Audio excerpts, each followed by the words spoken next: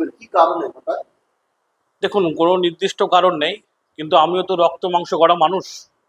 কিন্তু একটা কথা আছে বাংলায়, অপেক্ষা এবং উপেক্ষা যে সহ্য করতে পারে না তার দ্বারা রাজনীতি প্রেম হয় না। আমিও তো আমি তো কারোর মতো দার্শনিক না, আমি সহ্য করতে পারলাম না। প্রথম কথা হচ্ছে, আমরা রামায়ণে দেখেছি সীতা একবার অগ্নি পরীক্ষা দিয়েছে, কিন্তু আমাকে বারবার ভগবানগোলা ব্লক কংগ্রেসের কাছে, একটা সবাইকে বলছি না, একটা নির্দিষ্ট শ্রেণীর কাছে আমাকে বারবার অগ্নি পরীক্ষা দিতে হচ্ছে।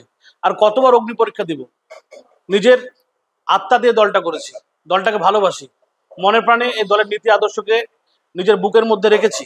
কিন্তু আজকে কিছু মানুষের কারণে, যারা বারবার আমাকে অগ্নি পরীক্ষা দিতে বাধ্য করছে, আমি আর অগ্নি পরীক্ষা দিতে দিতে আমি আজ ক্লান্ত। আজকে বিধানসভা ভোটের পর আমার মতো একজনকে মানে মানে কাউন্টিং এজেন্ট পর্যন্ত রাখা হয়নি। এমনকি যেখানে কাউন্টিং এজেন্ট যে হোটেলে ছিল, আমি সেদিন রাত্রে বহরমপুরে ছিলাম, আমি জিজ্ঞেস করেছিলাম কাউন্টিং এজেন্ট কোথায় রাখা হয়েছে, ওদের সাথে দেখা করবো। আমাকে হোটেলের ঠিকানা পর্যন্ত আমাকে দেওয়া হলো না। আর কতদিন? কারণটা কি, কি কারণ? দেখুন, মনে হচ্ছে যে আমি কারোর গাত্রদাহে পরিণত হয়েছি। আমি সত্যকে সত্য বলতে পছন্দ করি, মিথ্যেকে মিথ্যে বলতে পছন্দ করি। তেল মেলে রাজনীতি আমি করিনি, আর ওই পা চেটে চাটুয়া রাজনীতি আমি করিনি।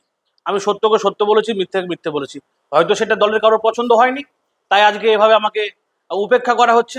আর আমি রাজনীতি করা লোক, একটা পথ যদি বন্ধ হয় আর একটা পথ অটোমেটিক খোলা থাকে। জানি না পরবর্তী সিদ্ধান্ত কি হবে, কিন্তু এতটুকু বলতে পারি, রাজনীতি মাঠে ছিলাম, আছি, থাকবো। কি কি পদে ছিলেন কংগ্রেসে? আমি ছিলাম একসময় ছাত্র পরিষদের সভাপতি, বর্তমানে আমি ছিলাম যুব কংগ্রেসের ব্লক সভাপতি, পঞ্চায়েত সমিতির মেম্বার আমার বউ, এটাই। আগামী দিনে কি তৃণমূল কিংবা অন্য কোনো দলে যাওয়ার সম্ভাবনা রয়েছে?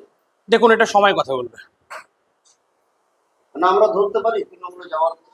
এটা বললাম তো, আমরা আমাদের সব থেকে বড় যদি কেউ উপদেষ্টা হয় সেটা সময়। আপনার নাম? আতিক, আতিক শেখ, যুব কংগ্রেস, প্রাক্তন যুব কংগ্রেস সভাপতি। কারণ ইতিমধ্যে আমি রিজাইন দিয়ে দিয়েছি।